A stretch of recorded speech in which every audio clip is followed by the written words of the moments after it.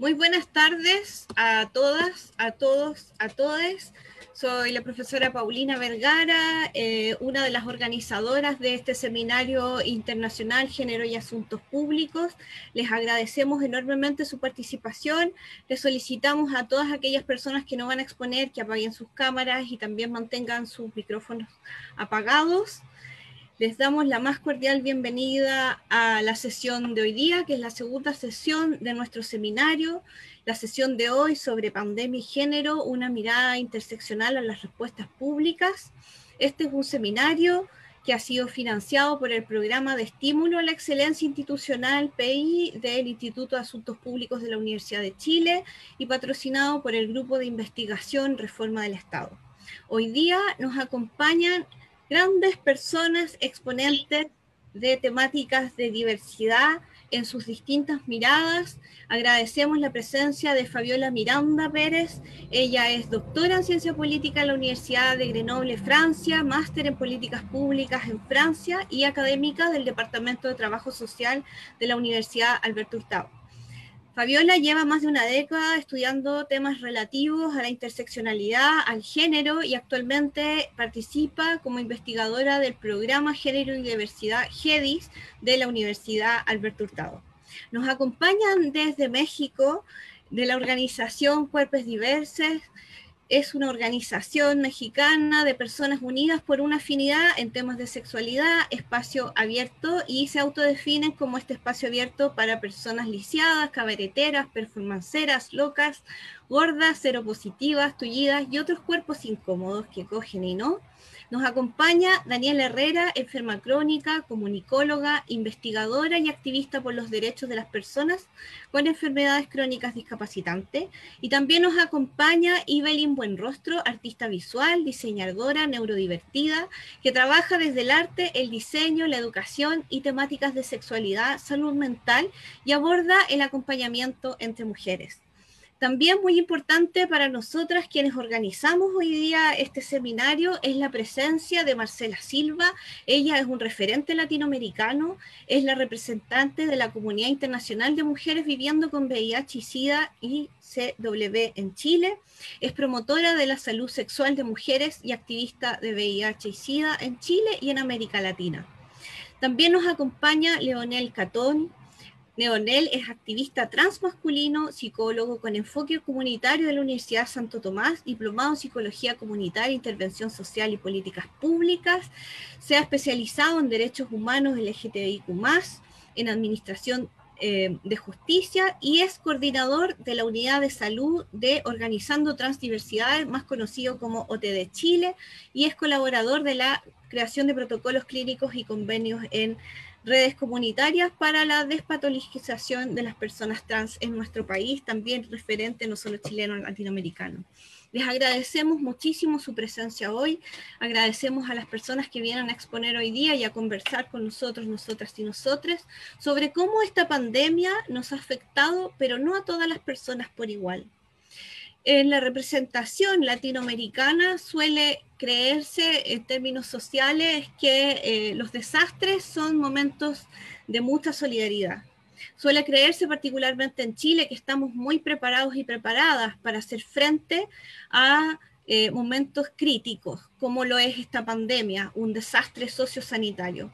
Sin embargo, para las personas de grupos específicos, no todas viven de la misma manera los efectos de estos desastres, de estas crisis que hoy en día son crisis no solamente sociosanitarias, sino que también económicas, y en los países latinoamericanos también tiene un componente especialmente político. Les agradecemos entonces hoy día su participación. Va a haber la posibilidad de que las personas que participan como público puedan hacer preguntas. Les rogamos que dejen sus preguntas por el chat o por Facebook. Habrá una persona encargada de hacerlas llegar al final de todas las presentaciones de las personas que tenemos hoy invitadas. Vamos a partir entonces esta conversación sobre interseccionalidad y este desastre sociosanitario que es la pandemia, empezando por Fabiola Miranda. Fabiola, por favor.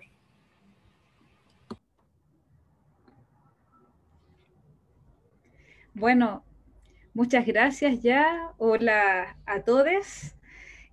Bueno, como te venía diciendo, bueno, llevo hace ya un rato trabajando sobre todo el tema vinculado, bueno, a la violencia de género, género y justicia, entonces por eso quise hoy día venir un poquito a hablar sobre interseccionalidad. Yo creo que la temática relacionada a la pandemia, a los desastres y esas experiencias situadas, creo que las vamos a ver a partir de la experiencia de expositores que van a venir acá a plasmar sus experiencias, que son aquellas que nos interesa mayormente recoger en esta instancia, donde creo que deben ser los protagonistas. Desde ya agradecer la invitación de nuevo a esta instancia y la posibilidad de poder estar compartiendo en una reunión tan necesaria junto a la sociedad civil con personas que son tan potentes en sus ámbitos de acción, lo cual no hace otra cosa que mostrar el orgullo que representa para mí estar con usted y compartir mi admiración frente a sus luchas. Pocas son las instancias donde la academia podemos establecer diálogos horizontales, y yo sé que este es el espíritu, por lo menos, que nos une con Paulina en particular, y por eso agradezco también estar acá, de generar encuentros de aprendizaje de manera colectiva, sobre todo de vuestras experiencias, y que nosotras más que nada seamos un canal que nos permita encuadrar la instancia, pero donde les protagonistas sean ustedes, que es por tanto lo que la mayoría de las veces debería hacer. Es por esto que yo haré más bien una introducción a la instancia y no una interpretación de sus necesidades. Tampoco aquí hay un esfuerzo de hipotetizar sobre lo que ustedes necesitan, pues eso es una experiencia situada, desde la cual cada uno, desde sus luchas, nos tendrá mucho que decir. Desde hace algunos años, la interseccionalidad se ha convertido en una expresión utilizada para designar la perspectiva teórica y metodológica que busca dar cuenta de una percepción cruzada o imbricada de las relaciones de poder. Si quisiéramos hacer una especie de genealogía, ir al origen del término de la interseccionalidad, podríamos quizá ir mucho más allá de lo que se suele nombrar quizá en muchos papers académicos que solemos hacer nuestros colegas desde estos últimos 15 años, donde este término ha un poco explotado dentro de la literatura feminista. En el contexto latinoamericano postcolonial, si nos vamos a aquellos orígenes, algunas escritoras y artistas nombraron hace mucho tiempo estas intersecciones. Quizás no con ese término, por supuesto, pero ya se iba reflejando estas intersecciones en sus obras. Por ejemplo, yo que he estudiado el tema de las violencias, ya en finales del siglo XIX, en la literatura peruana, existe un libro de Clorinda Mato de Turner, que se llama Ave sin nido, que revela los abusos sexuales que fueron perpetrados por gobernadores y otras autoridades de aquella época sobre mujeres indígenas, donde se señala la vulnerabilidad a las cuales ellas estaban expuestas por su condición étnica y racial y de género, por el hecho de ser mujeres. Otros ejemplos, en Brasil hay otros trabajos artísticos, una obra, una pintura, que se llama, por ejemplo, A Negra, de ahí de los años 20, que representa a una mujer negra, desnuda, con los labios, con los pechos, con los senos hipertrofiados, y que ha sido interpretado de una u otra manera como una alegoría del lugar que ocupaban las nodrizas negras en la sociedad brasileña. Estos son ejemplos que revelan una mirada crítica que comenzaban a tener algunas mujeres que accedían ya a la educación y que eran provenientes, por supuesto, de élites, pero que empezaban a decir, miren, hay ciertas mujeres que están siendo más oprimidas que nosotras. En el siglo XX, algunas feministas, como Angela Davis, muy conocida, Chandra Mohanty, de la India, María Lugones, Argentina, entre otras, empezaron a expresarse contra la hegemonía del feminismo blanco, por los sesgos de raza, de género de la categoría mujer empleado por como también lo va problematizando en algunas de sus obras la autora colombiana Mara Viveros. Por otra parte, desde los movimientos sociales ya se habían definido también con claridad los alcances de esta perspectiva interseccional. El concepto mismo de la interseccionalidad, como ustedes deben saber, se acuña por ahí en el año 1989 por la abogada afroestadounidense Kimberlé Crenshaw en el marco de la discusión de un caso legal con el objetivo de hacer evidente esta invisibilidad jurídica de las múltiples dimensiones de opresión que experimentaban las trabajadoras negras de la compañía estadounidense General Motors. Con esta noción, esta autora esperaba destacar el hecho de que en Estados Unidos las mujeres negras estaban expuestas a violencias y discriminaciones por razones tanto de raza como de género, y sobre todo buscaba crear categorías jurídicas concretas para enfrentar discriminaciones en múltiples y variados niveles. Bueno, en diversas oportunidades, Kimberlé Crenshaw ha aclarado que su aplicación de la interseccionalidad, ha sido y continúa siendo contextual, práctica, y que su pretensión nunca fue crear una teoría de la opresión general, como se ha ido construyendo a lo largo del tiempo, sino que un concepto de uso práctico para analizar omisiones jurídicas y desigualdades concretas. Sin embargo, el hecho es que la interseccionalidad, como lo que estamos hablando hoy día, parece que se convirtió en uno de los conceptos feministas más difundidos para hablar tanto de identidades, de desigualdades múltiples, pero también de desigualdades interdependientes.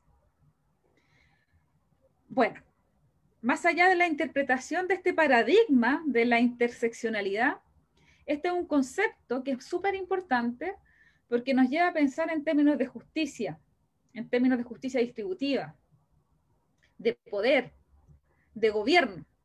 Estamos en un seminario de género y asuntos públicos, porque nos lleva a analizar situaciones concretas y específicas. Pensar la interseccionalidad, entonces, es pensar en el poder, en cómo el poder se distribuye y de qué manera esto tensiona a la sociedad, a sus relaciones, pero también cómo esto podría tensionar al Estado y cómo esto podría ser recogido con él, lo cual no es un desafío menor en el marco que el Estado todavía quizás no está pensando la interseccionalidad, como ya se viene pensando hace mucho tiempo desde los movimientos disidentes. El concepto de interseccionalidad es muy útil y ha sido muy útil porque nos ha ayudado a superar esta conceptualización de la sumatoria de las desigualdades sociorraciales como fruto de la convergencia de distintos criterios de discriminación. Es un poco más complejo. A la par, también ha servido para desafiar el modelo hegemónico de la mujer universal, de la persona universal blanca, y para comprender las experiencias también de las mujeres, de las personas, en donde entran más intersecciones, o intersecciones que son, por tanto, dinámicas, y en donde entran también en juego los contextos de dominación que se construyen históricamente.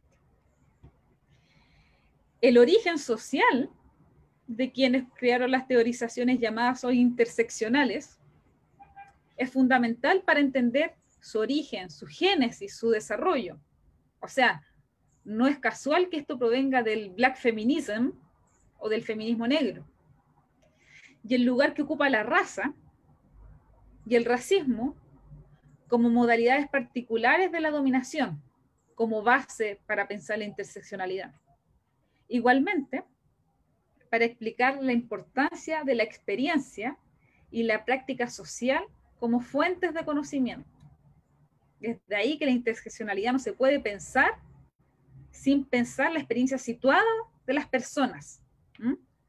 Y el lugar asignado también a la resistencia, a la revuelta, a la emergencia de nuevos sujetos, sujetas, sujetes, políticos, políticas, polítiques. Sin embargo, al convertirse la interseccionalidad también en la metáfora feminista, quizás con más amplia difusión, el reto es que aquella tampoco pierda conexión con los movimientos sociales que le dieron origen y que ignoren sus contribuciones. Esto es un reto para la academia. La pregunta sobre quién produce el conocimiento, qué conocimiento es válido y quién tiene el poder para decidir estas cuestiones, sigue teniendo pertinencia en un campo de conocimiento que no está ni por fuera de las asimetrías en la producción y circulación de aquel, ni en la participación y representación política. Entonces, desde ahí que es importante pensar quién produce el conocimiento, cómo, para quién, y que este tampoco puede ir desvinculado de la sociedad civil. Ahora, cuando queremos pensar la interseccionalidad a la luz de las políticas públicas, la propuesta teórica de la interseccionalidad nacía en el marco del pensamiento feminista, como lo he venido señalando, establece también el reto de abordar la intersección entre desigualdades de una forma más compleja que el modelo de la discriminación múltiple, de esta sumatoria, de verlo pensando en sumar factores. Más recientemente, autoras,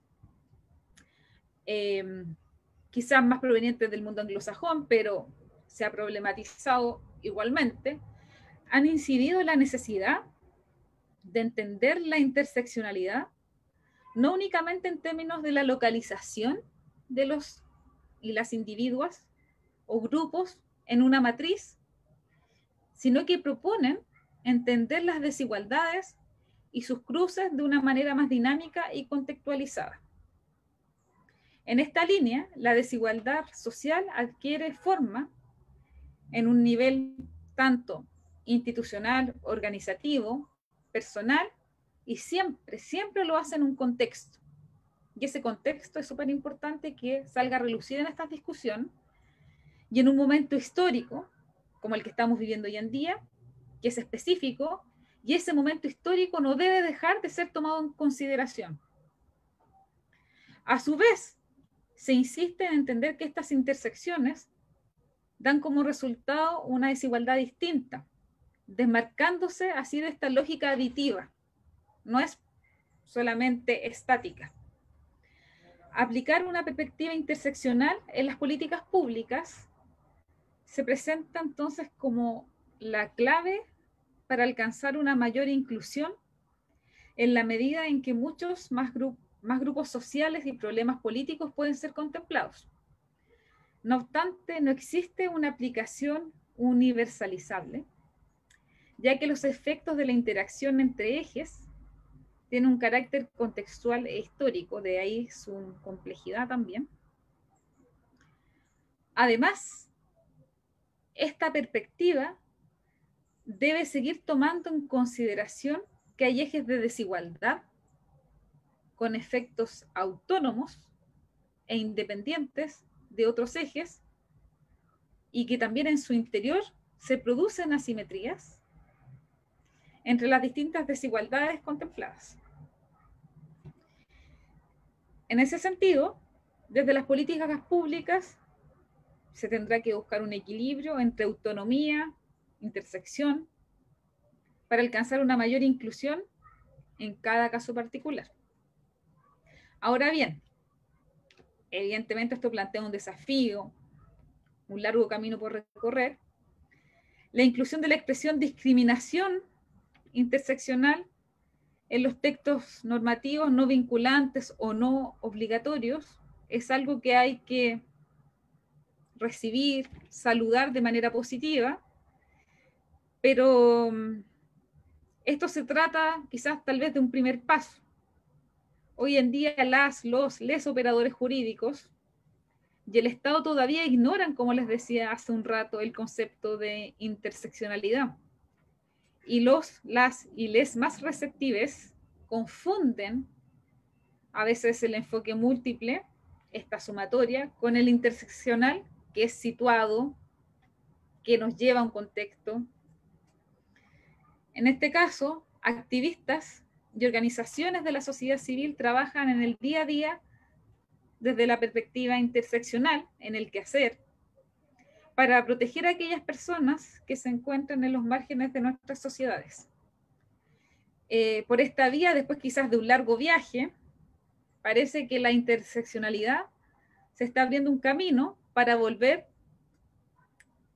a donde se acuña, al derecho, al Estado, y ojalá posiblemente a las políticas públicas y a la argumentación jurídica desde la que partió inicialmente en 1989 a través de esta conceptualización que hizo Kimberlé Crenshaw desde el feminismo negro. Muchas gracias. Muchísimas gracias, Fabiola, por tu intervención. Muy interesante lo que nos planteas, porque finalmente hoy en día la discusión sobre la interseccionalidad, justo antes de la pandemia, parecía estar superada para algunas críticas, ¿no?, de este enfoque, y hoy día la pandemia viene a resituarnos en esa discusión. Pareciera que las respuestas desde los estados, estas respuestas públicas, estandarizadas, parecieran ser la solución efectiva y eficiente alrededor de todo el mundo. Las cuarentenas, la reducción de la movilidad de las personas, algunos componentes de ayudas económicas para resistir dentro de las casas, pero desde el mundo activista hay muchas voces disidentes, como siempre, en crítica a lo que está pasando hoy en día, y es por eso que invitamos a Leonel, Marcela, Ibelín y Daniela. Vamos a comenzar por Ibelín y Daniela para saber si es solamente una percepción que tenemos desde Chile o ellas que están en México tienen una visión similar sobre cómo nos ha afectado la pandemia y que estas respuestas estandarizadas parece que no son adecuadas para todas las personas. Ibelín y Daniela, por favor, si pudieran encender sus cámaras y micrófonos.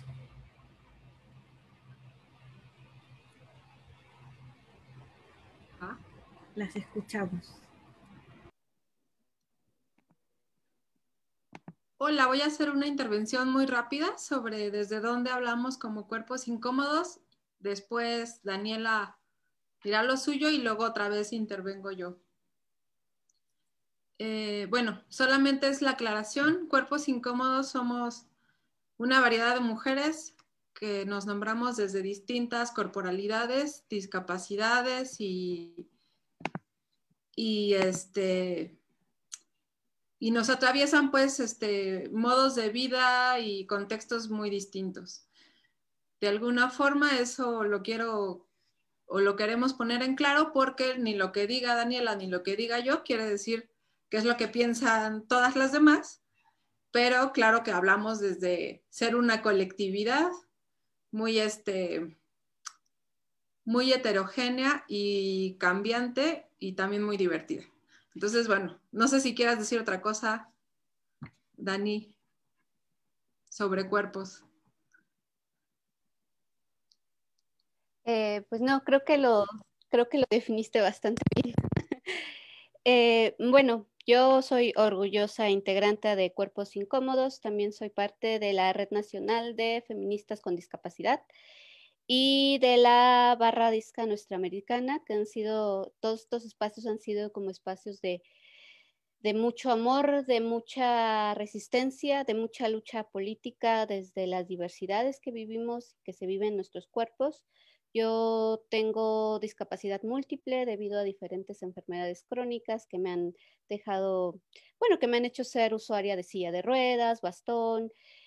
Y pues bueno, ya entrando en el tema, justamente en cómo nos ha afectado la pandemia, puedo decir que desde la enfermedad crónica, el confinamiento o el confinamiento que ahora vivimos todas las personas, pues no es algo nuevo, ¿no? Creo que es preciso aclarar que salir al exterior no es una experiencia humana universal, que muchas personas vivimos y nos vemos obligadas a vivir en cama debido a nuestras discapacidades, muchas veces también por la falta de accesibilidad y estas cosas. Y bueno, como enfermos crónicos dentro de este contexto pandémico somos lo que se ha llamado y lo que se ha enunciado como población vulnerable. Curiosamente, dentro de este entender la población vulnerable y que tanto se ha mencionado de proteger a la población vulnerable, somos las personas que nos quedamos abandonadas por el Estado, por los servicios médicos, y nos vimos de repente en esta situación pandémica tan de emergencia. También nos encontramos con diversas políticas eugenésicas. Definitivamente estamos convencidos muchos enfermos crónicos de que las medidas que se han tomado en muchos países son eugenésicas debido a que solo se están teniendo casos de COVID, mientras los enfermos crónicos nos quedamos sin atención, seguimientos, poder acceder a nuestras medicaciones. Si entramos en algún tipo de crisis, es imposible que entremos que podamos acceder a un hospital. Esto ha provocado que muchas personas en sus condiciones empeoren. Ha habido muertes que no tienen que ver con COVID, sino que tienen que ver precisamente con este deterioro que empezamos a vivir personas con este tipo de condiciones y ante este abandono médico. Y pues sí, ha sido como bastante complicada desde la resistencia DISCA, desde la resistencia de enfermos crónicos, porque mucho de la enfermedad crónica pues sigue sin considerarse como una discapacidad, ¿no? Sigue habiendo como, estando el concepto de enfermedad crónica, dolor crónico, fatiga crónica como en un concepto, como en un estado donde no se le entiende como un estado de discapacidad y donde está muy, muy oculto. Y bueno, como esto era como principalmente de las cosas que yo quería mencionar en este seminario, en el contexto en el que estamos viviendo, muchas personas discas y con enfermedades. El confinamiento no es nuevo, definitivamente, y pues somos personas que ahorita estamos viviendo un confinamiento dentro del confinamiento. Si de por sí somos personas que vivimos en mucha soledad o estamos muy atenidas a nuestros cuartos, a nuestras camas, pues ahora debido a la emergencia pandémica y el hecho de ser población vulnerable y el no poder acceder a esto, pues nos ha vulneralizado todavía más. Y pues definitivamente las políticas médicas han sido súper agresivas para nuestros cuerpos, y pues básicamente han escogido quién vive y quién no, ¿no? Y una vez más, las personas con discapacidad terminamos siendo las últimas en la lista y las personas que no están siendo consideradas dentro de este contexto, a pesar de esta curiosa idea y de esta insistente idea de la población vulnerable. Y bueno, desde Cuerpos Incómodos también pues abordamos mucho lo que es el tema de sexualidad, de las diferentes sexualidades y cómo vivimos la sexualidad. Y en ese contexto puedo decirles también, ¿no? que la pandemia, de por sí la sexualidad estando en una situación de discapacidad, en una situación de enfermedad, ya resulta un tema difícil, no solo por nuestras concepciones hacia nuestros cuerpos, también tiene que ver mucho las concepciones exteriores de la sociedad que tienen hacia nuestros cuerpos, lo cual muchas veces impide que podamos tener vidas sexuales plenas, satisfactorias, aunque nosotros superemos estas barreras de nuestras concepciones hacia nosotros mismos. Y pues ahora también en contextos de pandemia nos hemos visto en este estado también de abandono en el que al no tener estos seguimientos médicos, al no tener estos cuidados médicos, pues nos hemos tenido que mantener alejados de nuestras personas queridas, de nuestras parejas. Y pues esto también ha sido un golpe fuerte para nuestro tipo de vida, ¿no? Y que creo que es muy importante que sea visibilizado, que se ha visto a pesar de que estamos resistiendo, bueno, a pesar de que vivimos en cama, estamos en una habitación y eso, pues seguimos luchando, seguimos existiendo y seguimos resistiendo y seguimos sintiendo. Y bueno, eso es todo lo que quería comentar.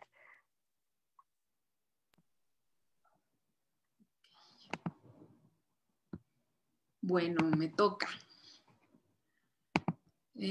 Bueno, suscribo. Voy a leer, lo más seguro es que lea un poco porque me da el pánico y se me borra la mente. Pero pues suscribo justo con Daniela, quienes hemos tenido condiciones mentales también adversas.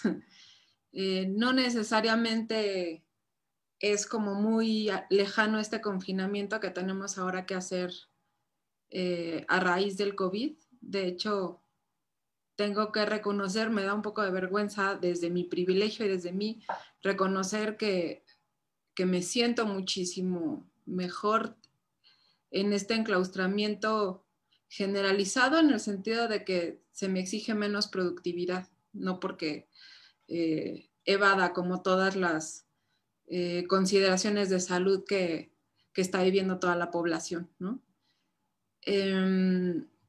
Y bueno, voy a leer un poquillo. En general, quienes necesitamos acceso a la salud mental como una forma de apoyo para mantener nuestra productividad y vida cotidiana, nos hemos visto en la imposibilidad de tener atención psicológica y psiquiátrica presencial. Y digo, esto no es nuevo porque pues, los servicios del Estado suelen ser distanciados, distantes y con un seguimiento mediano, ¿no? O sea, nuestras citas a las que digamos que son accesibles porque son o de muy bajo costo o gratuitas, pues se suelen dar cada 3 meses y ustedes saben que una terapia, un seguimiento psiquiátrico, un seguimiento psicológico, pues necesita de muchísima más continuidad para tener un avance positivo, ¿no? Digo, ya eso se diversifica en la especificidad mental de cada persona. Ahora la emergencia del estar en casa y el confinamiento nos tienen procesos complejos para dar seguimiento a las terapias y la posibilidad de acceder a medicamentos de forma regular.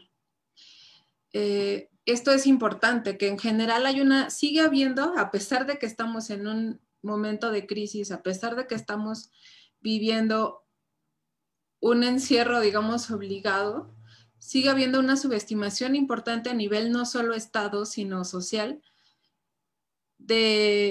justo de la importancia de la salud mental, tanto en confinamiento como en cualquier momento de la vida. Los procesos de encierro que a muchos nos pueden ser más o menos cercanos y hasta amables.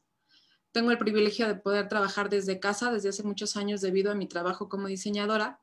Para la mayoría de la población pueden ser muy violentos, no solamente porque se pierde el sentido de su vida cotidiana, sus rutinas y costumbres y formas de diversión, sino porque a muchas personas les expone al confinamiento en espacios reducidos, habitando generalmente con familia e intensificando la exposición a los problemas de convivencia que generalmente se pueden evadir saliéndose de la casa.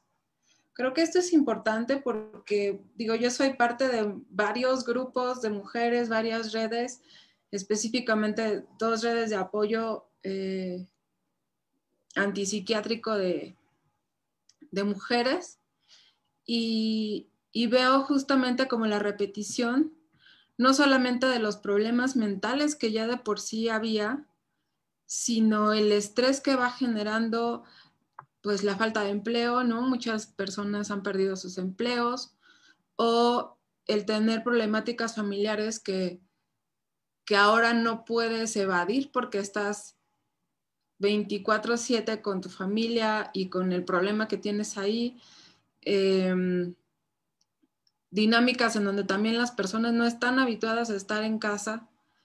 Hay depresiones fuertes, hay crisis de encierro, y eso pareciera que pasa como a segundo plano, justamente no solo en las políticas públicas, sino también en las consideraciones que tenemos nosotras mismas como personas entre sí, ¿no? Por ejemplo, estos dinámicas, incluso las académicas, las escolares, el estrés generalizado, no solamente de alumnos, sino de profesoras, profesores, porque las rutinas se modifican y es un aprendizaje constante del uso de las tecnologías de la información, de los dispositivos, el tener o no dispositivo. O sea, todo eso va generando un estrés mental que pareciera que sigue sin ser importante, ¿no? Y yo sí me pregunto todos los días, ¿cuándo va a empezar a ser importante ese tipo de consideraciones? No solamente con las personas que tenemos depresión, ansiedad, TDA, lo que sea, sino en general con la población de a pie, pues, ¿no?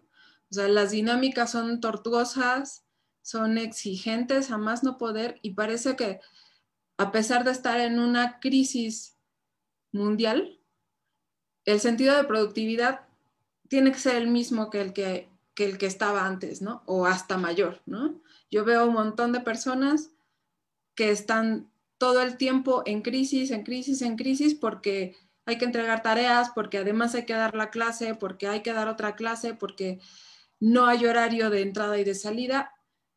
Y vuelvo a lo mismo, los problemas, la salud mental sigue estando en segundo plano, ¿no? Y continúo leyendo un poco. Lo que sí me parece curioso es que en muchos sentidos, muchas de las personas que solemos permanecer resguardadas en casa por diversas situaciones, crisis, inmovilidad, incapacidad de salir porque faltan los apoyos necesarios, hemos estado bastante fuertes en esta dinámica de confinamiento, con lo cual no pretendo romantizar para nada la limitación del acceso a una vida independiente de muchas personas con discapacidad o la falta de recursos, políticas públicas y sensibilización de la sociedad a este respecto. Por otro lado, sigue siendo fundamental la participación de las mujeres en los momentos de crisis social, no porque seamos más chingonas que los hombres, sino porque en nosotras suelen recaer los cuidados más que en nadie. Como siempre, desde antes de las crisis, las mujeres, hablo de las mujeres porque desde ahí me nombro, en donde incluyo también a las mujeres trans, estamos de a poco fortaleciendo nuestras redes de apoyo y haciendo todo lo posible por agarrar a otras. He visto mujeres haciendo colectas para repartir despensas para otras, ropa, haciendo ventas, rifas solidarias, donando, intercambiando, como siempre, pero de repente con más ahínco debido a la crisis del COVID. Y bueno, entre todas y de a poco nos vamos agarrando como podemos y sabemos o vamos aprendiendo. Y este sería como el llamado en general, como ver alrededor, ver cómo se modifican las dinámicas de poder en todos los sentidos, ver que no es necesario a lo mejor mirar hacia otras comunidades, sino ver a la propia comunidad para entender cuáles son las crisis cotidianas que personas diversas tenemos a diario. Y eso es todo. Muchas gracias. Muchísimas gracias, Evelyn. Muchísimas gracias, Daniela. Muy interesante lo que nos plantean porque finalmente nos hace cuestionarnos sobre a qué salud estamos apuntando en un momento en que parece que la prioridad fuera la salud, ¿cierto? Pero por lo que ustedes estaban justamente destacando, el tema de la salud sexual y reproductiva, el tema de la salud mental, el tema de la salud para personas que viven con ciertas condiciones, ya sea de discapacidad o con enfermedades crónicas, pareciera ser invisible a las respuestas públicas en este momento. Hace unos días atrás, a principios de diciembre, se conmemoraba un aniversario más del Día Internacional de Lucha contra el VIH y SIDA, y sin embargo, aunque para las autoridades no solamente chilenas y latinoamericanas, sino que mundiales como la OMS, el VIH y el SIDA son una pandemia dentro de la pandemia, parece que no hubieran respuesta para esto. Hoy día nos acompaña también Marcela Silva de ICW, una referente chilena y latinoamericana en materias de mujeres y VIH. Marcela, te invitamos a conversar con nosotros al respecto.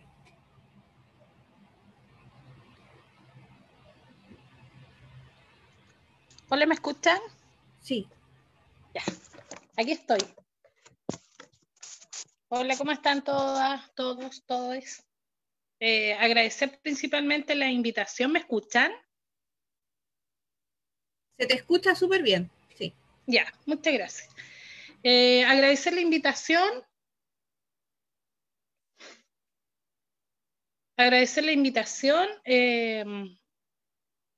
Creo que el tema da para largo cuando tenemos que hablar sobre la pandemia y género, y sobre todo en la temática que a nosotros nos afecta como mujeres viviendo con VIH y de la comunidad de ISAW. Creo que en políticas públicas hay una falencia bastante grande en cuanto a salud y en cuanto a los accesos. Me refiero netamente al acceso a la atención en salud reproductiva, como lo comentaba la compañera. Ha sido súper complicado. Nosotros hicimos una investigación, una pequeña investigación, se levantó una pequeña muestra en 4 países de Latinoamérica, donde participó México, Uruguay, Argentina y Chile, y donde nos dimos cuenta que las mujeres donde más fueron vulneradas y discriminadas fueron en los servicios de salud público, y donde más hubo violencia fue por la parte institucional. Y no quiero decir solamente en la parte policial, quiero decir todo tipo de instituciones del Estado que nos violentan de una o de otra forma a nosotras las mujeres, no solamente por nuestra condición serológica, sino que la pandemia también vino a demostrar la violencia que estamos viviendo y cómo el femicidio ha ido creciendo en cada uno de los países de Latinoamérica.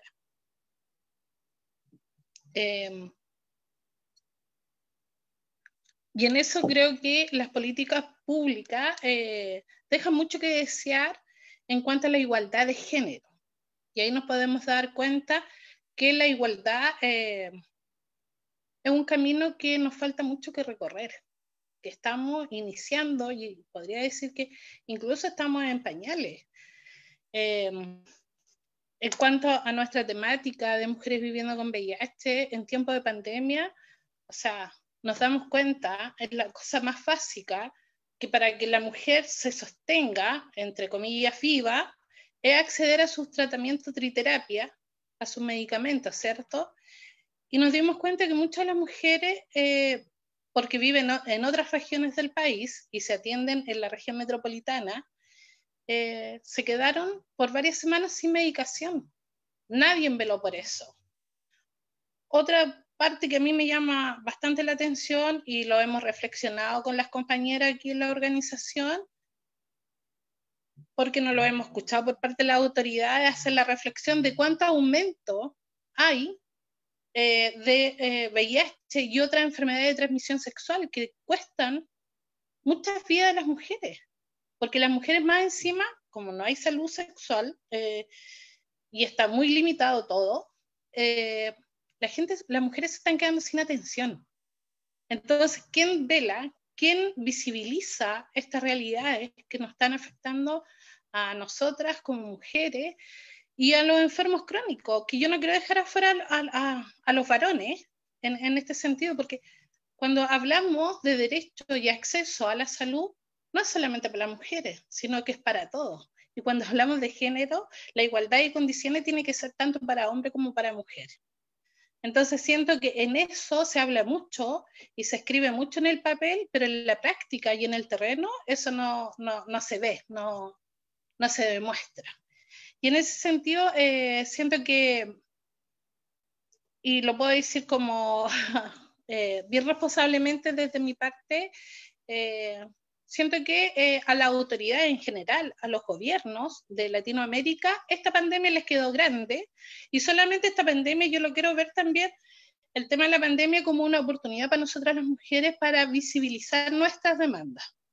Y en ese sentido, siempre nosotras ya estamos del año 2014, acá en Chile, promocionando el uso del condón femenino, porque muchas de las mujeres, y aquí quiero contextualizar, ¿por qué para nosotras es importante que las mujeres tengan acceso a la protección?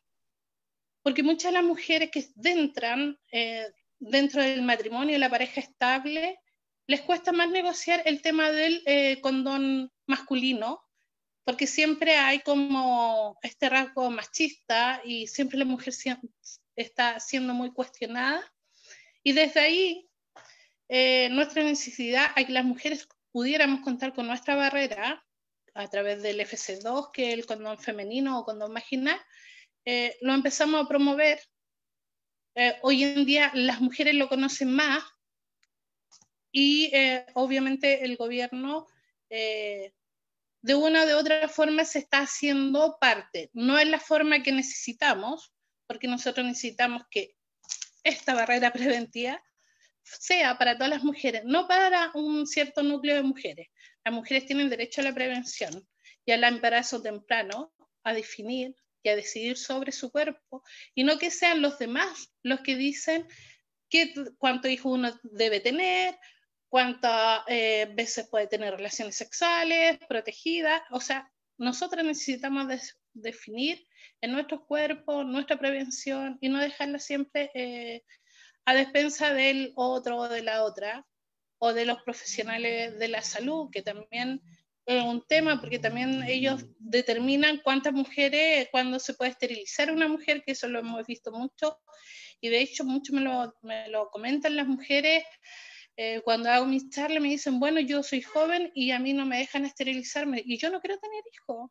Entonces, ¿hasta dónde la política pública nos desfavorece a nosotras como mujeres? Hay otras mujeres que obviamente quieren tener hijos, pero hay otras que no quieren tener. Y obviamente eso siempre te deja en una desventaja ir a las mujeres que vayan a la parte ilegal, porque más encima cuando nos tenemos que practicar aborto, somos nosotras las que somos cuestionadas por una sociedad. Entonces hay mucho contexto, hay mucha vulneración de los derechos de las mujeres que hay que avanzarlo, y yo en ese sentido como que me gusta hacer las reflexiones para decir que entre las mujeres, siempre digo que las mujeres movemos el mundo cuando nos unimos, porque igual siempre como somos muy dispersas y somos un abanico de mujeres con muchas demandas y múltiples demandas, pero siento que si un día nos hiciéramos metas comunes entre todas, podríamos avanzar mucho más en políticas públicas. O sea, cuando salimos las mujeres el 8 de marzo a marchar, obviamente que nuestras autoridades se preocupan, porque ven que las mujeres ya no somos las mujeres que estamos solamente para reproducirnos, que somos mujeres más sujetas de derecho, que aprendimos a levantar nuestras voces y nuestras demandas. Y eso obviamente a las autoridades como que no les gusta mucho. Y como para volver en el tema de la pandemia, del COVID, nada, siento que hay mucho que avanzar. Lamentablemente el VIH también es una pandemia que no se ha erradicado, que cada vez está aumentando, y yo por eso quiero hacer el llamado en ese sentido, porque no tenemos cifras exactas de cuántas personas están adquiriendo el VIH hoy en día en tiempo de pandemia, sabiendo que hay más violencia intrafamiliar, violencia física y sexual. Entonces yo creo que sería súper interesante que nuestras autoridades en algún momento nos contaran o nos dijeran a la ciudadanía por qué hay este aumento cuando son ellos los que tienen que garantizar nuestro resguardo. Quiero dejarlo ahí, creo que es mucho lo que hay que conversar, hay mucho por decir, pero también hay que darle espacio al resto de las compañeras y nada, feliz de que me hayan invitado, espero haber aportado. Siempre es bueno estos espacios para reflexionar, para conocer un poco las demandas y las necesidades de otras mujeres. Y siempre decir que unidas podemos avanzar mucho más. Así que gracias. Muchas gracias a ti, Marcela, por plantear estos temas. Nos parece muy relevante cómo surge finalmente que estas acciones estatales no siempre vienen a resguardar nuestras vidas por igual, a pesar de que se supone que el Estado existe para el bien común. Leonel Catoni también nos acompaña hoy día, él es activista transmasculino de OTD Chile. Quisiéramos que nos cuentes cómo ha sido para ustedes también desde el saber, ¿no? OTD tiene una larga trayectoria en hacer estudios, además, sobre la realidad de las personas trans en nuestro país y también en asesorar lo que está pasando en otros lados. Por favor, Leonel, si puedes. Hola, muchas gracias por la invitación, Paulina, y muchas gracias por la organización y muchas gracias también a las personas que están viendo esto por el tiempo. Son tiempos complejos y fin de año también son ciclos complejos para todos.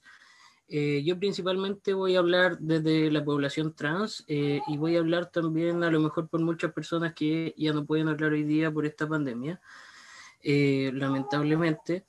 Y digamos, un conflicto inicial que vivimos en esta pandemia y que en general vivimos en cualquier desastre en las personas trans es que no hay datos estadísticos que den cuenta, por ejemplo, de cuántas personas trans habemos en Chile, de cuántas personas trans masculinas, trans no binarias, trans femeninas, mujeres trans, travestis habemos en Chile.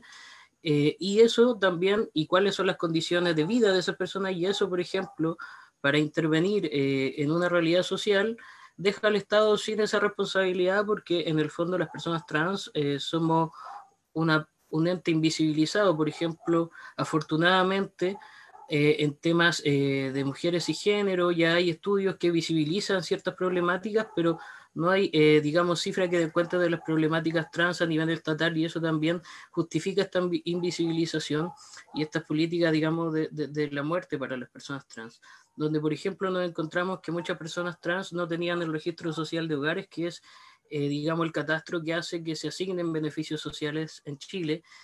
Había mucha población migrante trans, que creo que fue la que sufrió la peor parte de esta pandemia, que no tenía RUT, que no tiene previsión social, por lo tanto no podía hacerse un examen, y que más encima habían algunas veces venido por trata de personas, por lo tanto ejercían el trabajo sexual. Esas personas, por ejemplo, fueron detenidas, fueron multadas, y además tuvieron que contagiarse el COVID por no tener, digamos, ninguna otra fuente de ingreso, porque pensemos también que las políticas de Estado estaban hechas para personas que tenían ingresos y trabajos formales, ¿ya? Y por lo tanto el trabajo sexual es algo que tampoco está regulado en Chile, y algo que muchas veces a las personas trans se les relega a hacer para poder subsistir, y por lo tanto estas personas no tenían ninguna ayuda del Estado.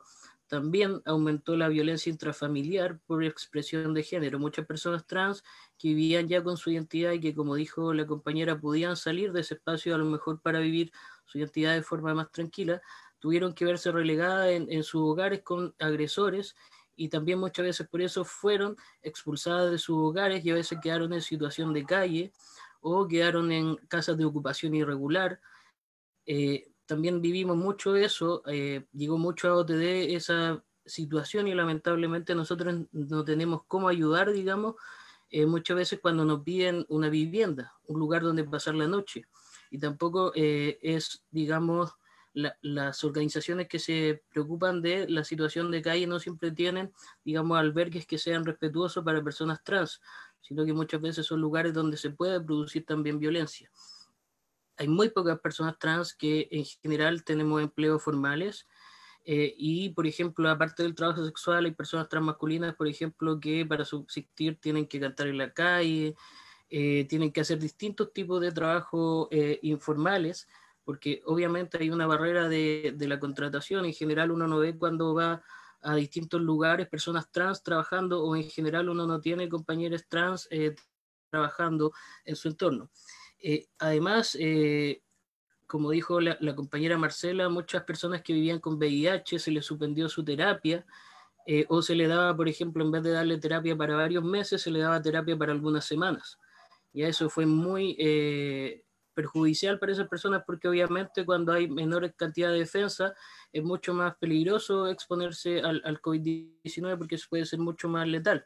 Además, las terapias de reemplazo hormonal, que son algunas digamos, prestaciones de salud que se acogen a algunas personas trans, que si bien no están reguladas y son muchas veces autogestionadas, también se vieron suspendidas. Además hubo un quiebre del stock de estos medicamentos a nivel nacional, de medicamentos para feminización y para masculinización, y por lo tanto hay personas que no tienen gónadas, por lo tanto se empezaron a descalcificar, hubo cambios de humor y un montón de cosas que también tienen que ver con la salud mental de estas personas, y además los crímenes de odio se elevaron, ya hubieron mucho más golpizas, asesinatos, que ya se habían elevado ya con la represión social que hubo en el estallido, esto se continuó elevando. Y también muchas personas, por ejemplo, mucha ayuda iba destinada a mujeres trans que obviamente por el tema de el patriarcado, digamos, y esta norma, digamos, hechas hacia la masculinidad, estaban mucho más segregadas. También habían personas transmasculinas, por ejemplo, que tuvieron que ejercer el trabajo sexual para poder alimentar a sus hijos, y esto también es una realidad súper invisibilizada, o personas trans o binarias que también, por no tener una expresión normativa, también se ven mucho más excluidas de todos los derechos humanos que debería garantizar el Estado. Y por lo tanto, todas las respuestas en las políticas públicas evidentemente estaban centradas en una familia heterosexual, en personas, digamos, o en mujeres y género. Lamentablemente, en general, las políticas que cubren la violencia de género no incorporan a las personas trans. Eso es algo que hay que cambiar con urgencia. No incorporan ni siquiera a las mujeres trans, menos van a incorporar, digamos, a trans masculinos y a personas trans no binarias. Y por lo tanto las respuestas del Estado fueron completamente insuficientes. La verdad que cuando empezó esta pandemia nosotros nos planteamos, digamos, cesar nuestras funciones, pero vimos que si no hacíamos algo nosotros, evidentemente el Estado, que se murieran personas trans le daba exactamente igual, y además no iba a quedar registrado. Por lo tanto iba a ser algo que pasara, digamos, sin mayor advertencia. ¿Qué tuvimos que hacer? Digamos, tuvimos que innovar, y en principio empezamos a compartir, digamos, campañas de apoyo para ir por ejemplo, ayuda de las personas que estaban sin vivienda, de las personas que, principalmente personas sin vivienda, la verdad, y sin tampoco la capacidad de, digamos, de tener garantizada su subsistencia alimentaria. La verdad es que después empezaron a aumentar mucho el número de personas que nos solicitaban ayuda, y tuvimos que hacer, digamos, hicimos un informe COVID que hizo, digamos, un diagnóstico de todas estas necesidades que no estaban, digamos, visualizadas en ningún otro lugar. Y luego, digamos, tuvimos que postular a proyectos, que finalmente nos ganamos un proyecto para llevar, digamos, formalmente más ayuda a personas que ahora actualmente estamos llevando cajas de mercadería, estamos ayudando a inscribirse en el registro social, estamos ayudando a inscribirse en centros de salud, estamos tratando de hacer vínculos municipales con personas. Finalmente estamos tratando de hacer una suerte de bisagra entre la sociedad civil, que está más excluida, y lo que debería garantizar un Estado, también encontrándonos con muy poca voluntad en ocasiones, ¿ya? Pero en este momento estamos ayudando a 115 personas. También lo que nos dimos cuenta con este estudio preliminar que hicimos es que la realidad territorial es muy distinta.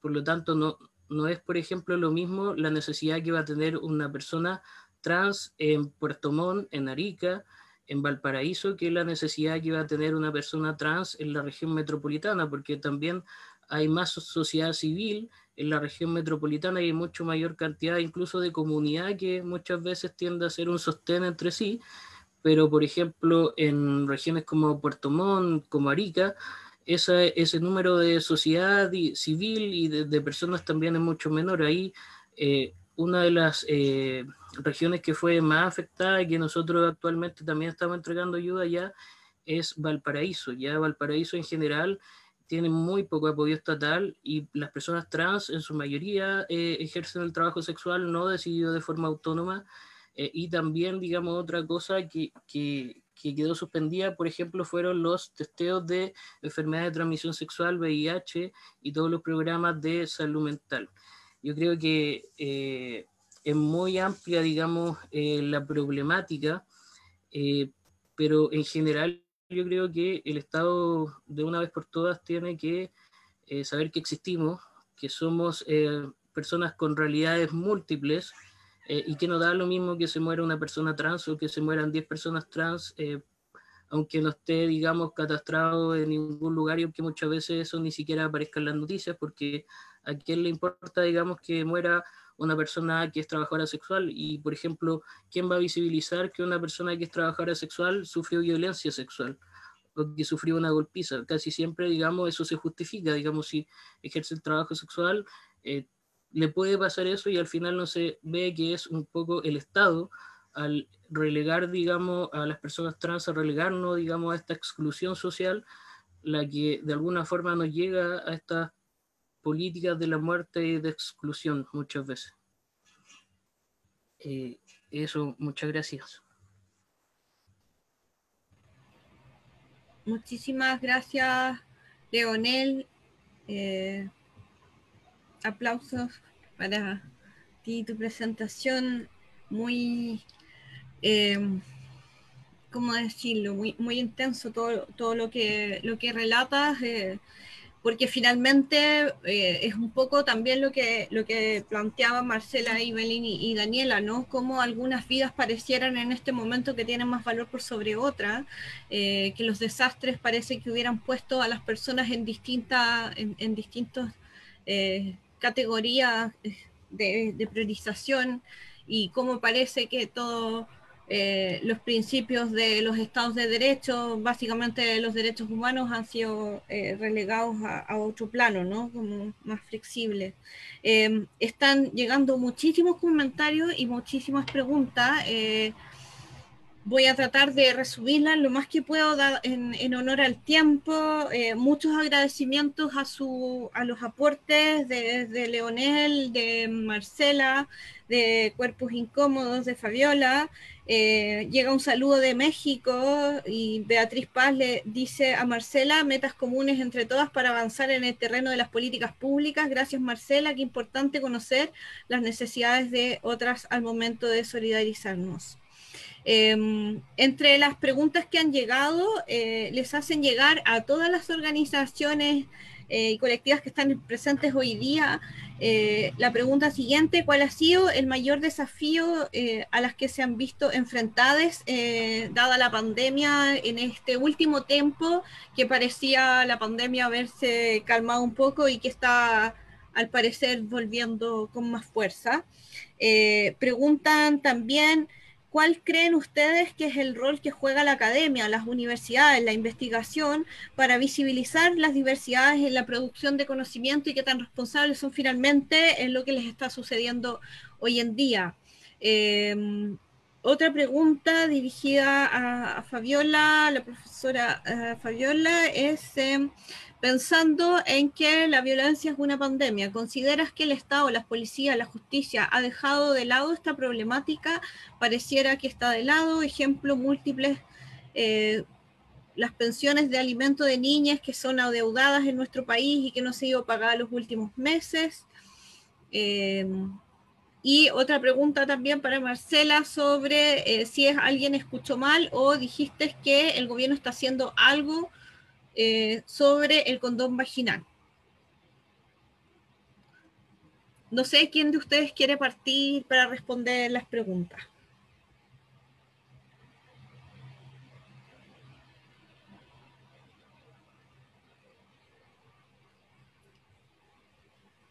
Bueno,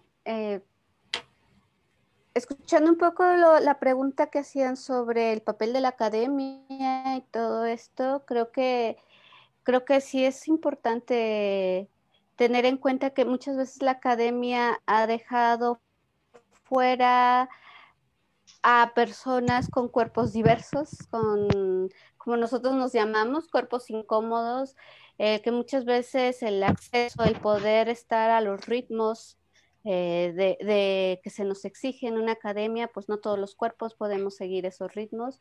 Y creo que también muchas veces la academia incurre, lo digo también estando desde lugares académicos, ¿no? La academia incurre mucho en querer representar otras formas de vida, otras formas de otras formas y volverse expertos en ciertos temas y dejando al lado, ¿no?, a las personas con discapacidades, con este tipo de diversidades.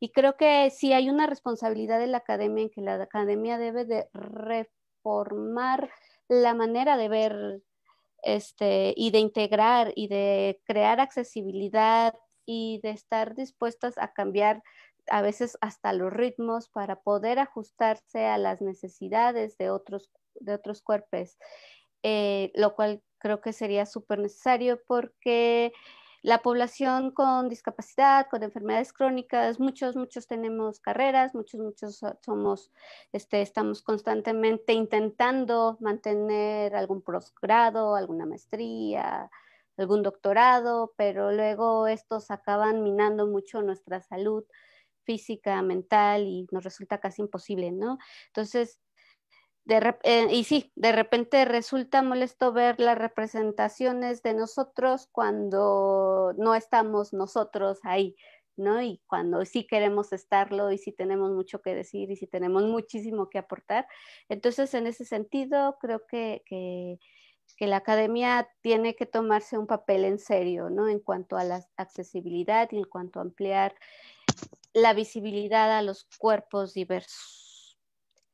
Y en cuanto a nosotros como organización, creo que es más que nada nuestra primordial intención es darle visibilidad y ser precisamente que sean estos cuerpos los que se apropien de sus propias narrativas y pues las hagan públicas, ¿no? Desde cada uno, desde cada cuerpo y desde cada experiencia y cada interseccionalidad que la cruzan.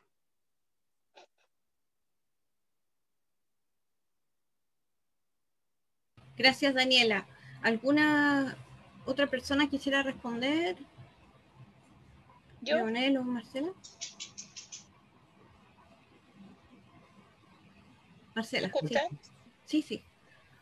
¿Me escuchan? Sí. Solo para responderle a la persona que preguntó sobre el acceso al condón femenino, quería comentarles que el condón femenino, el Ministerio de Salud hizo una compra en el año 2018 y por eso decía que para nosotros era importante el acceso universal del condón femenino para todas las mujeres, sin excepción. Y fue comprado primeramente para mujeres trabajadoras sexuales y mujeres viviendo con VIH. En esta nueva etapa, nosotras como organización tuvimos que capacitar desde el Ministerio de Salud, y vamos haciendo capacitaciones siempre en el uso y los beneficios del condón femenino. Y el año pasado ya se comprometieron que a partir de marzo de este año, 2019, iban a estar en todos los centros de salud de atención primaria. Entonces quiero decirle y invitarla a todas a pedir sus condones femeninos, porque es un compromiso y que está por parte del ministerio. Y el ministro París reafirmó este compromiso de que todas las mujeres accedieran al condón femenino.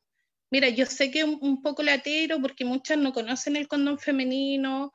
En algunas farmacias de los centros de salud nos han dicho que ellos no lo ofrecen porque no saben, no lo conocen, no conocen sus beneficios, no sabrían cómo explicarle a la mujer cómo usarlo, cuáles son sus beneficios, sus ventajas, pero nosotras como organización estamos como siempre disponibles a ir apoyando a otras mujeres que no conocen muy bien esta barrera preventiva para explicarle y la importancia de que puedan acceder a la prevención, pero están y hay que pedirlo. De hecho, ahora en octubre supe de muy buena fuente que están en todas las seremías a nivel nacional. Así que condones femeninos hay para todas, solamente tenemos que pedirlo. Gracias. Gracias, Marcela, por tus consejos y aclaraciones. ¿Alguien más quiere responder a las preguntas? No me acuerdo mucho de todas, pero principalmente de la academia. Creo que esta instancia es un hacerse cargo de la academia respecto a la sociedad civil. Como tú lo mencionaste, digamos, Paulina, el ver a las personas, digamos, como un sujeto y tal vez como incorporarlas dentro de los propios estudios que estudian su realidad, yo creo que es lo que debería pasar, y también es lo que debería pasar luego en la implementación, ejecución y diseño de políticas públicas. Ya muchas veces pasa que, digamos, están las sociedades civiles organizadas y no organizadas, digamos, en un eslabón llega, digamos, algún tesista de pregrado, posgrado, digamos, a hacer entrevistas, luego se lleva, digamos, toda esa información, la sistematiza con su propia, digamos, subjetividad, muchas veces con su propio entendimiento de la realidad, que muchas veces dicta de la realidad que está estudiando demasiado, y luego, digamos, hay una nueva interpretación de eso en un estado. Entonces la verdad es que esta reinterpretación sucesiva de una realidad que cada vez se va alejando más de lo concreto, digamos, de la experiencia situada, es lo que muchas veces deja a las políticas públicas muy relegadas de lo que quieren, digamos, paliar o solucionar, o de los derechos humanos que quieren garantizar. Y creo que por lo menos esta instancia, desde la academia, es lo que se debería hacer en general. Y también yo creo que lo que debería pasar es que debería haber una relación, digamos, muy dialógica entre Estado, academia y sociedad civil, donde sean permeables todas, digamos, donde una persona pueda pasar fácilmente desde la sociedad civil a la academia, desde la academia digamos, al Estado, donde tiene que, digamos, incidir sobre las mismas políticas públicas que después van a afectar a su propio grupo objetivo. Ya, y eso es que muchas veces lo que no pasa. Pasa, digamos, la persona que tiene esta realidad, este problema social, después pasa la academia, digamos, que estudia este problema social, lo sistematiza, luego pasa un economista que finalmente implementa esta política social, y ahí está el problema. Y también las soluciones, digamos, es ir generando puentes, ir generando alianzas, que sé también que es lo que se intenta con este seminario. Y para hacer una pequeña acotación, personalmente desde mi experiencia situada me gusta llamarlo más condón vaginal, porque también es un condón que podría, digamos, usar yo, un cuerpo, digamos, con vagina. Y también llamar a los condones peneanos, para no ponerle, digamos, género a todo, cuando también es un preservativo que pueden usar mujeres trans, hombres trans y personas no binarias. Eso, y está también en los CEREMI y en los CRIAPS. Los CRIAPS, la sociedad civil organizada, los puede solicitar, digamos, si trabaja en derechos sexuales y reproductivos.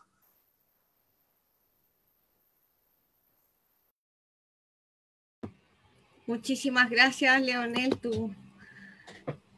Tus palabras sacaron aplauso entre el público y muchos comentarios online, muy clara, y nos dejas un desafío enorme en términos de las responsabilidades de la universidad, ¿no? En términos de investigación, pero también en cómo colaboramos con las políticas públicas. Muchísimas gracias por tus palabras.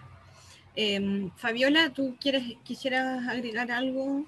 Vamos a ir terminando en honor al tiempo. Lamento tener que cumplir este rol de moderadora, siempre un poco terrible. Pero vamos a ir cerrando. Fabiola, por favor, cerramos contigo. Adelante. Bueno, sí, súper pertinente todas las últimas intervenciones. Bueno, para ir cerrando y contestando a la pregunta que se me hace de manera directa, primero que nada quisiera, bueno, también decir que el tema, bueno, sabemos que el Estado de Chile finalmente no responde a la violencia de género, lo que hace es responder a la violencia intrafamiliar.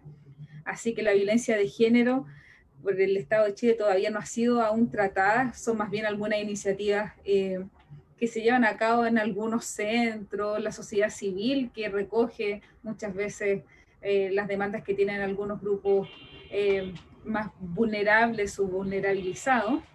Así que el Estado de Chile, por así decirlo, no responde a la temática en sí. Es importante notar justamente a la luz de lo que hemos venido hablando, que en la temática de las violencias justamente a la luz de la pregunta que se me hace, se indican diversas problemáticas. Entonces, desde ahí que es súper importante que pensemos, si estamos pensando en modificar la ley hoy en día de violencia contra las mujeres o avanzar hacia una ley de violencia de género, en pensar en esto de la interseccionalidad y de la intersectorialidad también, de que las instituciones y la sociedad civil trabajen de manera real y conjunta, de forma real. Esto es súper importante.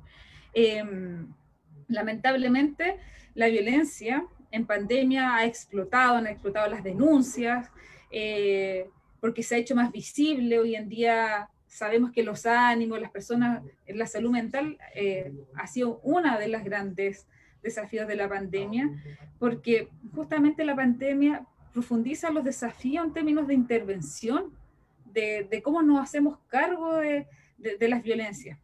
Y eso es como un desafío que tenemos que pensar, desde la sociedad civil, desde el sector público, desde la academia, y justamente estos diálogos no pueden ir separados. Y desde ahí que es súper importante lo que planteaba Leonel, y que yo creo que son diálogos que tienen que seguir, no por carriles separados, que tenemos que pensar entre todos, para pensar nuevas estrategias. Así que eso, y muchas gracias por la instancia.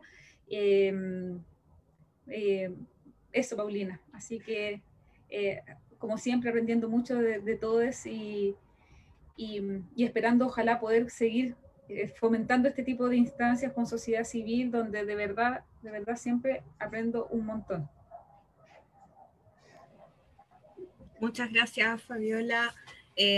Voy a pedir un aplauso virtual y general para las personas que hoy exponen, pero también quisiera hacer un aplauso muy especial para Karen, nuestra intérprete de lengua de señas, porque hoy día le tocó muy rudo, una jornada larga, pero la discusión estuvo excelente. Muchísimas gracias, Karen, por tu acompañamiento hoy día, ha sido muy importante.